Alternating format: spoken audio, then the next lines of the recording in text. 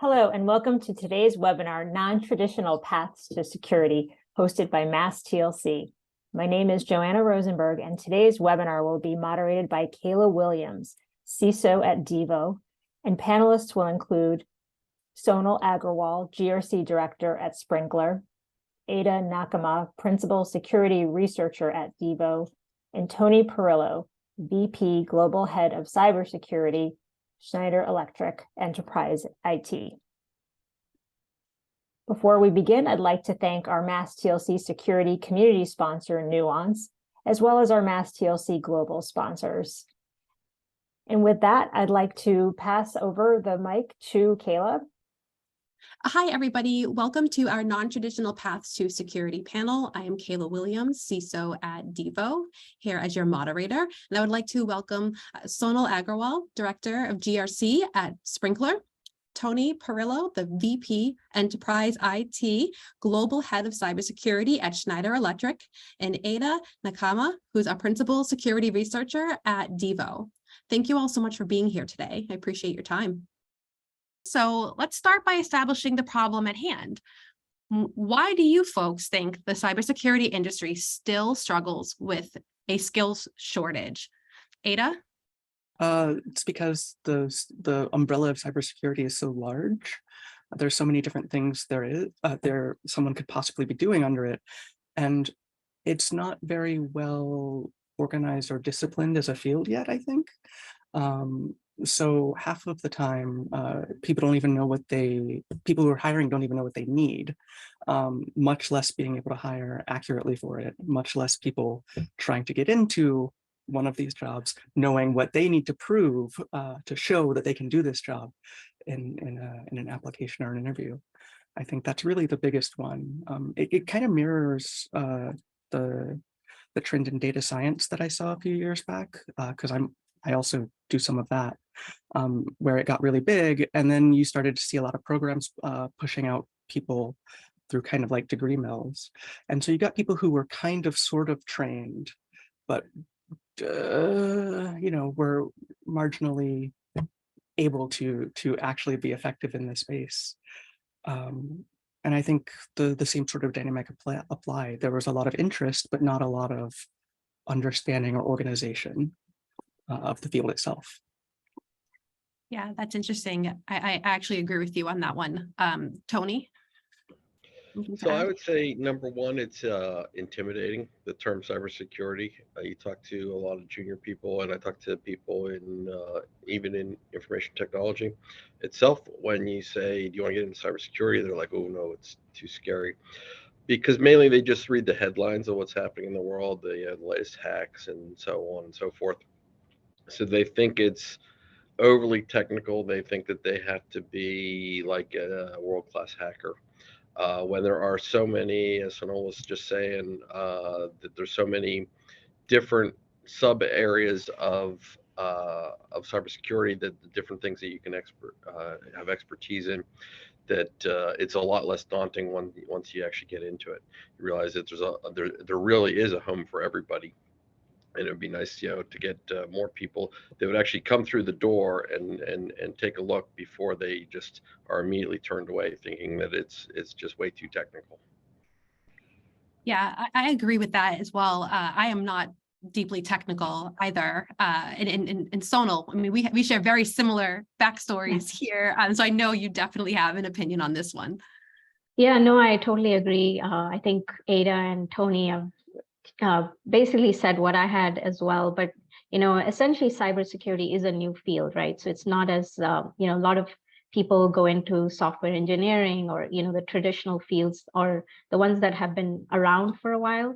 And so at least when I went to school or college, there was no cybersecurity degree, or and it sort of just kind of came up and morphed, and people went into the field by default or through interest. And I think that's where, its key is to identify, okay, the skills, right? It's like the shortage may not be in the industry from like who has the degree, but maybe more from an interest perspective is where we would have to look, I guess. Yeah, those are all great points, everyone. I know that in Devo's security team and also where Sonal and I had worked previously, I look for complementary skills that can transfer over. My background is accounting. I was an auditor. So those skills translated very nicely over into security assurance and GRC. So I always look for that when hiring for our team. So Tony, how do you recruit in, people or recommend other hiring managers to recruit folks from those untraditional backgrounds? So particularly this has been very successful for internal hires is we look for motivation more than anything.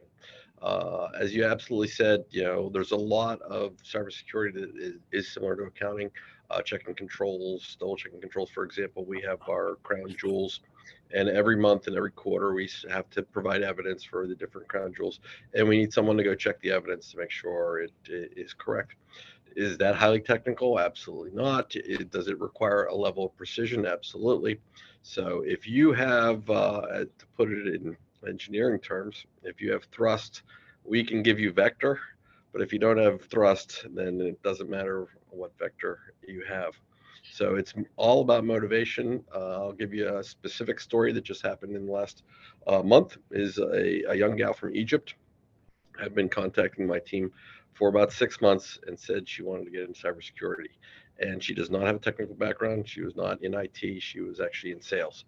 So one of my guys talked to her and said, why don't you get Security Plus or some other certification? And she did that, and she kept bothering us. And I shouldn't say bothering us, but kept contacting us and saying she is interested.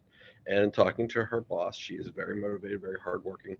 She was doing all this security study on her own time. So about a month ago, we hired her, and she's fantastic.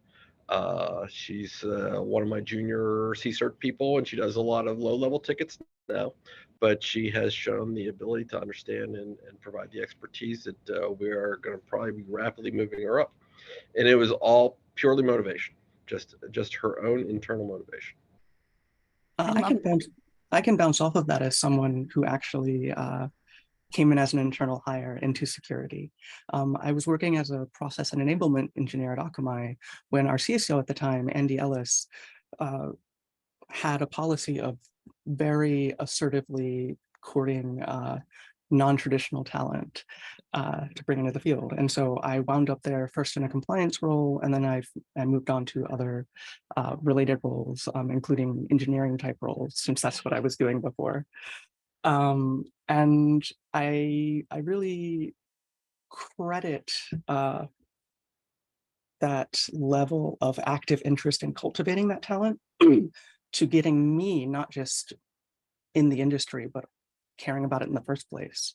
And I think, the observations that I've made since then, I feel like instincts for security really strongly inverse correlate with the amount of societal privilege a person has, right? Because, the less you have, the more you're just navigating risk in your day-to-day life because you have no choice, right? And that translates, especially with a little bit of guidance and fostering, quite well into just good security skills, basics. And from there, if someone wants to go into a technical role, it's a lot easier to pick that stuff up if you already know how to think in terms of good security.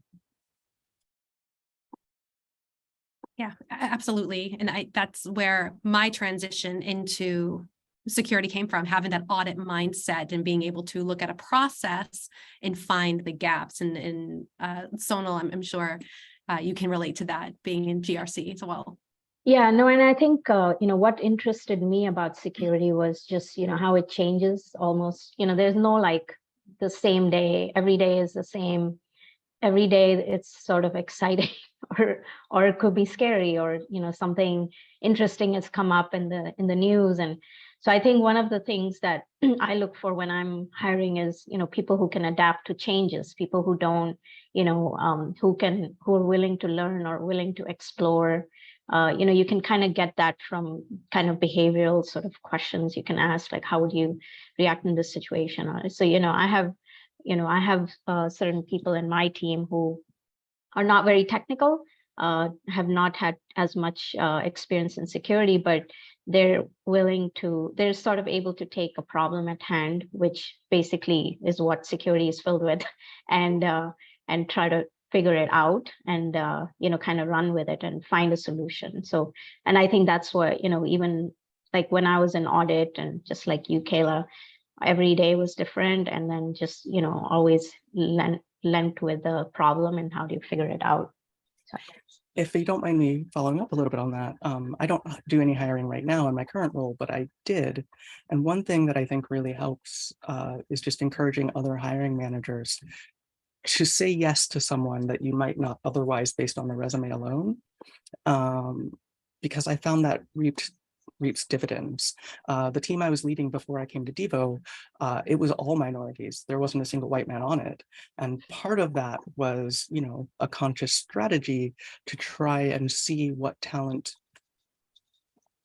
as Tony put it, drive is an important thing, or transferable skills, like you, Sonal and Kayla said. But being willing to say, all right, I'm going to take a hit in the short term while I get this person trained up on specifics, because I know they will do a good job if I'm willing to take that time as a leader to invest in them. And I think that's really important.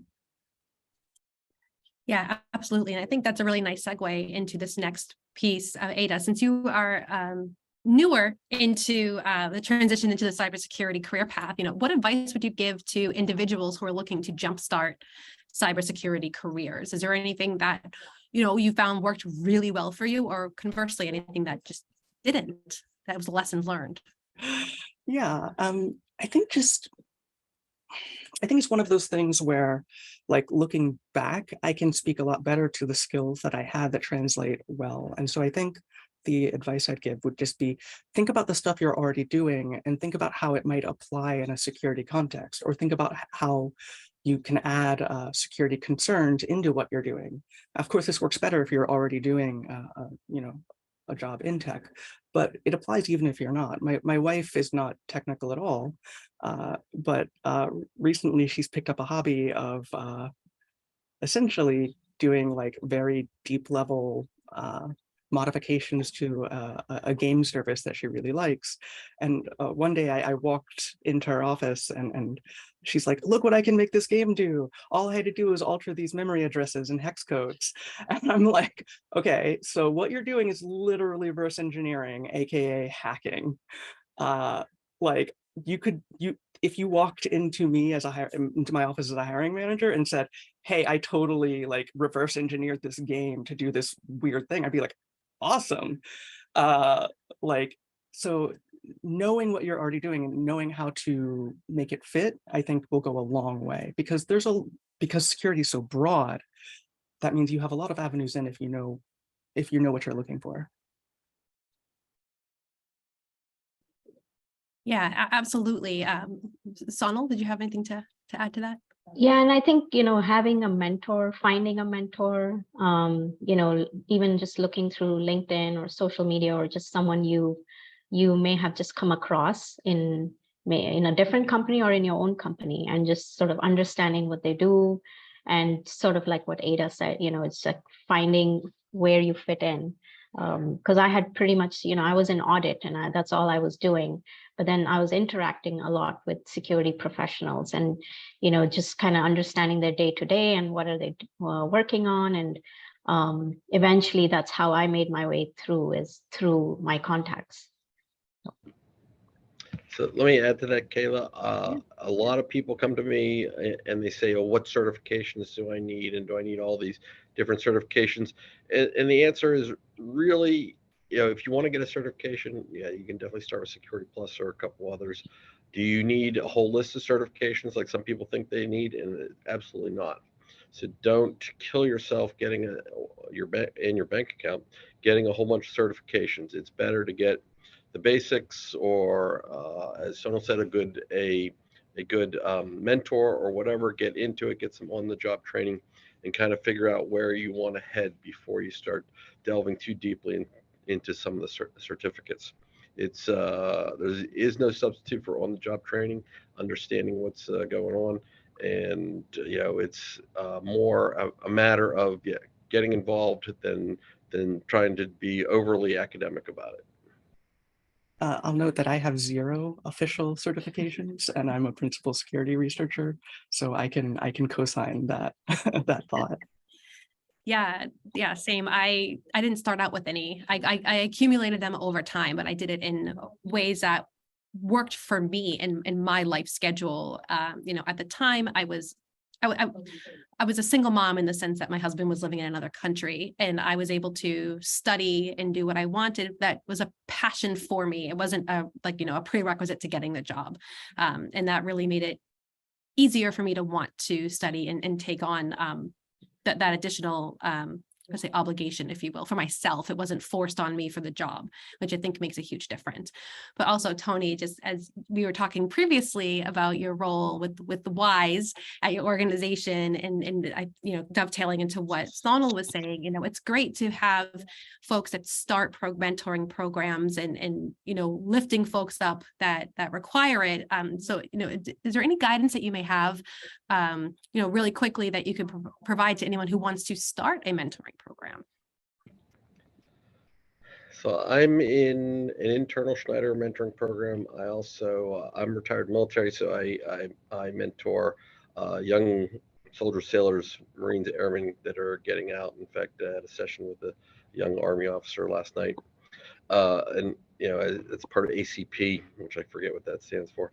But and I do some other mentoring around, and it's again, I think it's mostly getting people over the first hurdle, getting them into it, and understanding that cybersecurity is a journey. The stuff that I learned 20 years ago is barely applicable, or some of the concepts are broadly applicable, but a lot of the technical details and stuff like that are long since lost. So the fact that you're going to be in a career that's going to morph your whole time that you're there, number one, you do have to be willing to change, which was brought up earlier, and you need to be able to learn. But it's just get in there, get going, have fun with it. Learn as much as you can, knowing that what you're learning this year or next year, you'll have to learn something completely new.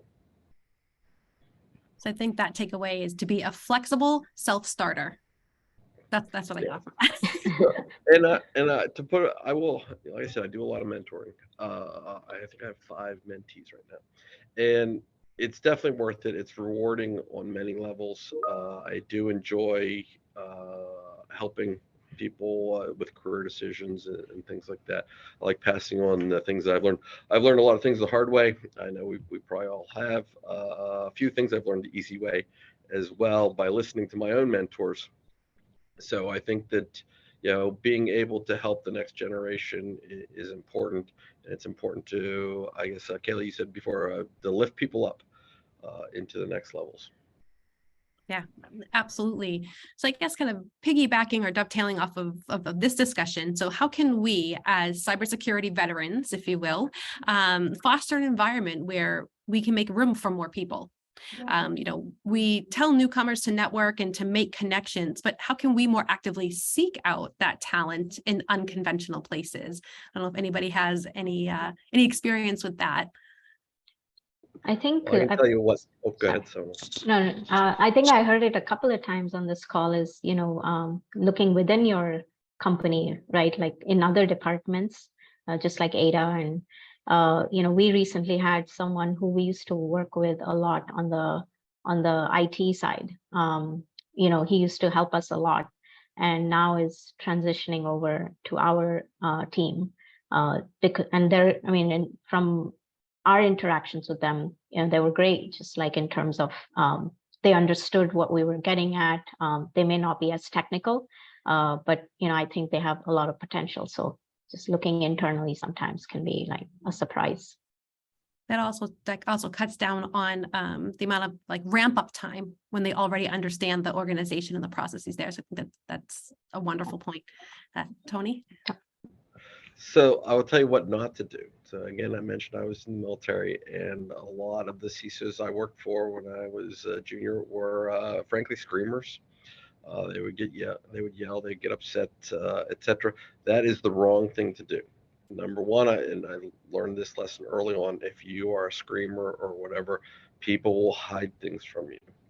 And that is the worst thing that can happen, because it doesn't get better with time if it's hidden. So I have a open door policy. I'm happy to talk to anybody about anything. I don't get upset about anything. I would rather you come in and tell me, hey, I'm not sure, but I think I have a problem. And we'll just sit down and talk about it. And then we'll go dig through it technically and whatever and see what we find. I would rather that than you are scared of me and don't want to bring something up to me. So again, open door policy, anybody that wants to come in and talk to me is welcome to. Happy to stick around after hours or whatever and tell stories and stuff like that too. Yeah, and I think that's a really great point that you just mentioned about you don't want people hiding things from you. I feel like I have a 5-year-old, so it's something I constantly say to her, and I think it applies across the board in any professional industry. It's sometimes, it's better to ask for forgiveness than permission, but you have to be transparent, right? You have to be honest about what's going on, and everyone makes mistakes, and what you learn from it, I think, is valuable, and just the transparency, the open communication, collaboration, et cetera, is paramount across the board. Explaining that to a 5-year-old doesn't really work, but we do learn that at such a young age. My thoughts are very much in sync with that. I might be even a little more aggressive on that front and say that psychological safety isn't just crucial to have, it's crucial to be proactive in creating it. And I find, even though most of us get some instruction and emotional regulation when we're 5, not all of it sticks. To wit, anger is extremely common in the workplace, especially with men, in ways that are often subtle and invisible. But by letting anger sort of have free reign in business conversations, you're just by its nature, you're going to make it harder for people from non-traditional backgrounds to show up in the first place, much less be comfortable, much less be willing to put themselves out there, because just showing up is putting yourself out there, right? And so that means, I like to think of it as like tears and anger are roughly equivalent to each other, and both, you have to level set for what's important to you. So if you believe you need a lot of passionate people, well, you're going to get a lot of anger and a lot of tears, and you just have to make room for both. My own personal preference is to treat emotional outbursts in a work setting as kind of like, somebody farting in a small room, right? Like you just want to get out, let the air clear, and just, pretend it didn't happen, and then come back with a clear head and a more calm, mindset.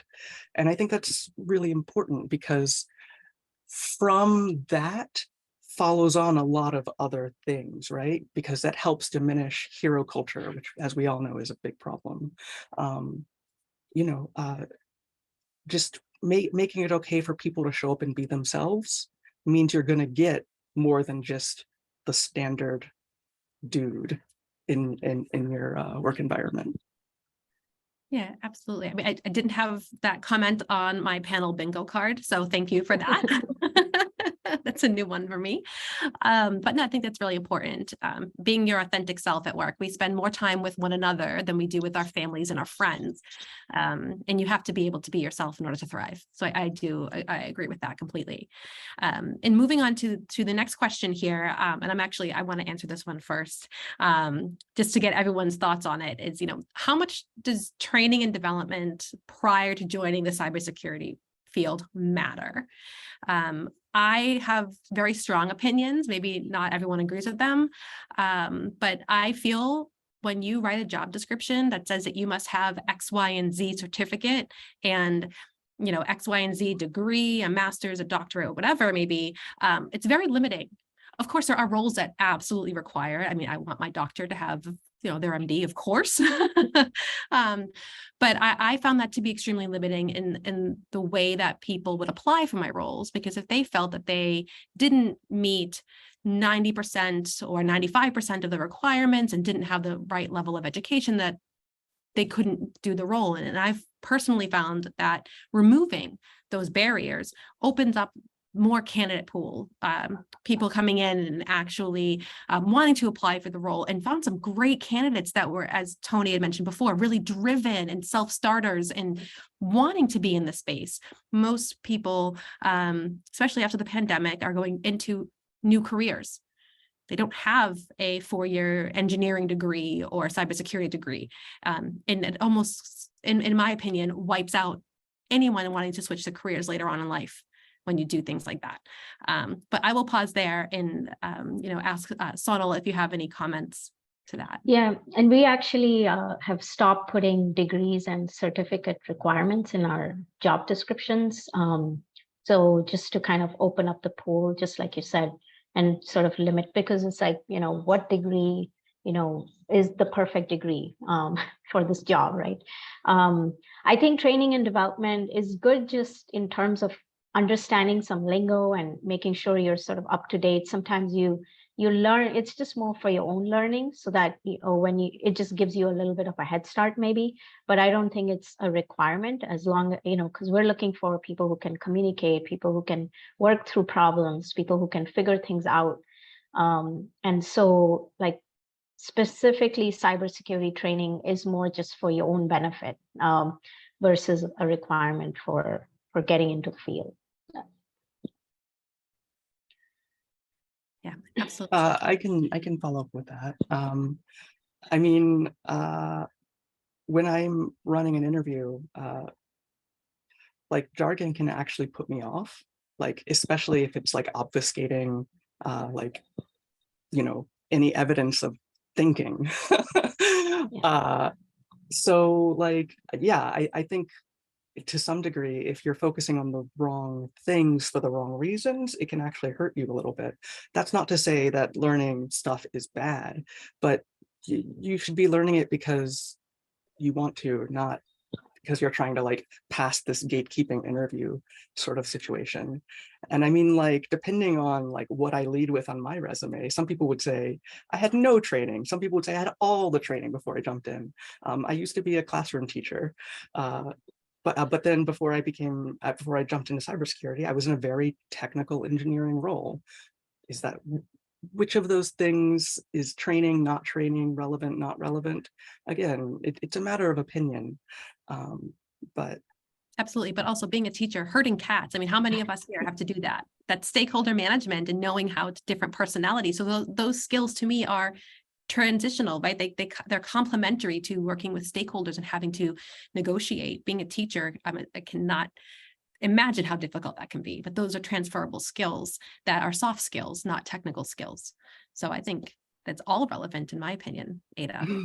Well, I mean, definitely. Speaking back to the emotional regulation point, I find, managing a group of professionals is not so different from being a classroom teacher, in that, you have a bunch of people who have lots of feelings in a small room and you need to get them to a certain place, right? Yeah, absolutely. It's all relevant. That's absolutely, that's how I feel. I agree completely. Tony, did you have any thoughts on this? I sure do. So I tell you, so I came here 4.5 years ago, and it was basically uncharted territory. So I was able to kind of create a team of my own, and it was a bit of a pickup game. I got to hire a few folks, but a lot were internal, and a lot of people were just assigned. So on one end, I'm going to skip over the people that I hired externally but internally, I got a bunch of people that knew the technology. For example, for our ERPs, a guy had been doing ERPs for 30 years, knew all of our ERPs inside and out on the IT side, and knew everybody, all the program managers. So He was a wealth of knowledge right there. Did he have any security training? Absolutely not, none. So I sent him to a couple quick SANS courses and things like that. And he has been outstanding. I keep giving him more and more responsibility. He now has a big team. He's been incredibly successful. And yeah, and he even told me, he's like, I don't know why I'm here. I know nothing about security. And it's like, don't worry about that. We'll take care of that security stuff. The fact that he knew who to call when there was a problem was worth its weight in gold, particularly in a large organization such as ours. Then equally, some other folks, it was like, okay, you're the kid who fixed the printer last week. You're going to Perillo's organization, and and and again, as long as they had motivation, it was never a problem, because you can start them off on low level tickets, or you can start them off on checking a controls, a status, a sort of other things. You don't need a lot of incredibly technical stuff. And then for some of the more technical things, like some of the network security stuff like that, I did externally hire. But it was totally a mishmash of all these people coming together from around the world, and nobody knew each other. And in some ways, it was a lot of fun. But it was just such a difference in the backgrounds of everybody. Like I said, from the 30-year veteran who knew everything about ERPs to a 24-year-old kid who was just been hired, and they were reorganizing, and he was out of a job, so he came to my organization. And I would say we have been very successful.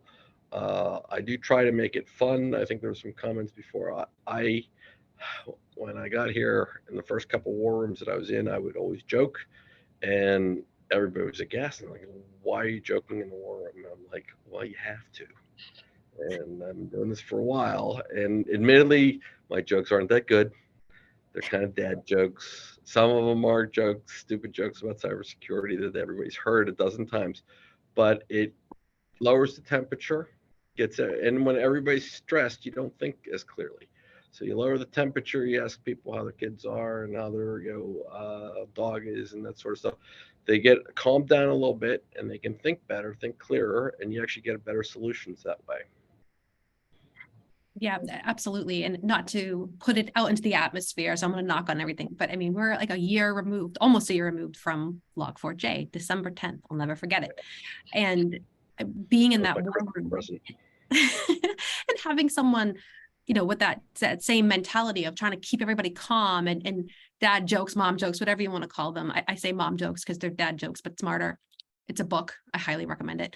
But it calms people down, and it gets people to realize it's just a job. It's not life or death. And I think that kind of having that personality in the group, might not be someone deeply technical. It might not be somebody deeply, process driven, but it could be like that class clown mentality that comes in and is great at bringing everybody together and smoothing things over. And that is so important in stressful situations. So I think these are all really great complementary skills, and go to prove that you don't need to have this technical, expensive course. I mean, SANS courses, if your company isn't paying for them, you're out of pocket $5,000 to $8,000 yourself. Plus, if you're going in person, I don't know if they do that anymore, but a hotel and a flight. So you're looking at $10,000. That is creating that artificial barrier for lower to middle income folks who can't afford to do that on their own, or they're putting themselves into debt, and that is very limiting. And I think harking back on a comment made earlier, our field is still relatively new. Job descriptions, if you look at a job description for, let's say, a CISO, and Tony, I'm sure you're familiar with this. If you look at one company to the next, big to small to medium sized, every job description is different. They're all looking for something different in a CISO. They might want a GRC compliance CISO. They might want a technical CISO, a vendor CISO. So it's all very different. And there's no clear path into this field. I have a good story on that, Kim. Yeah. A friend of mine is the CISO at a mid-sized manufacturing company, and he came from cybersecurity sales. He understood all the technical jargon and understood the way things are supposed to operate, but he was a salesman. And he was hired specifically because the CEO needed someone to sell the board on cybersecurity. And because he had, the smooth sales pitch, That's how he got hired, and he's been very successful. I think he's been there 3 or 4 years now, and doing great, and a fun guy to hang out with. Yeah, sales folks usually are fun. I give them so much credit. I am not a great seller yet. Having worked in retail and as a waitress when I was younger, I'm still not polished in that sense. So I admire those that can do that. So we're winding down at the bottom of the hour now for us. Are there any final thoughts that you'd like to add before we wrap up today? Yeah, I can. I'll jump in. Oh, go ahead, Dana. Sure. Cybersecurity, like as a field, is just often framed adversarially, right? Red team, blue team, thinking about malicious outside actors or, internal threat, et cetera. And, just because of that, it's very easy to let that sort of adversarial framing come into your day-to-day operations in life. And I think it's extra important for folks in cybersecurity to go out of their way to not let that take over your culture, to go back to make space for that psychological safety, giving people the feeling that it's okay to fail, to mess up, that their careers aren't at risk. Much as Tony was saying earlier, if you give them that space, they'll give you their best work. Yeah, absolutely. I do agree with that. And letting people know when they come into the field that it's not that adversarial approach, them versus us, that everyone's on the same team and really working together. I think that's great to know, because I know some folks said, oh, security, it's too intense. And I think that's a really good point to add. Well, and just to add some nuance there, I don't just mean in terms internal to your team. I also mean just internal to your company, right? Very often you'll see folks in a security organization framing themselves at odds with the product engineers, because like the product engineers like, oh, I have to deliver, security is a waste of my time. Security is like, oh my God, why won't they do anything reasonable? And I think if you can avoid that trap, it will make a big difference both for you and the company. Absolutely. Well, cybersecurity is the ultimate team sport, because anybody in the company can give me a really bad day. Anybody can click on something and make my life and my team's life miserable. So as team sports go, cybersecurity is the best. So, and I try to stress that in a lot of our outreach and things like that.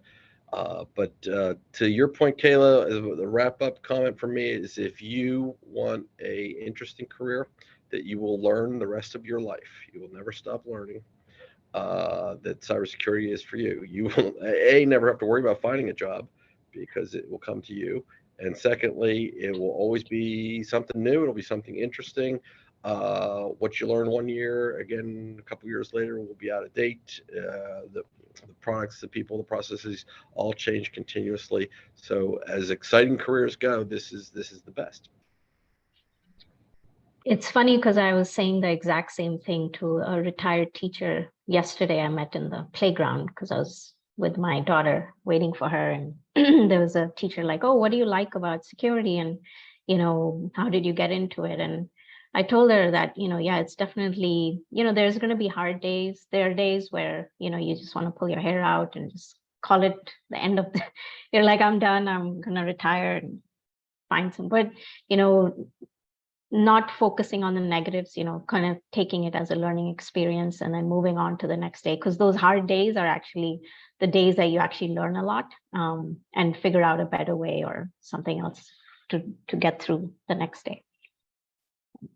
Yeah, absolutely agree with that one. I've had quite a few hard days. It's all, from our our time together. But yeah, I think it's just, overall, it's just really important to stress to people that are out there and considering a change and moving into security.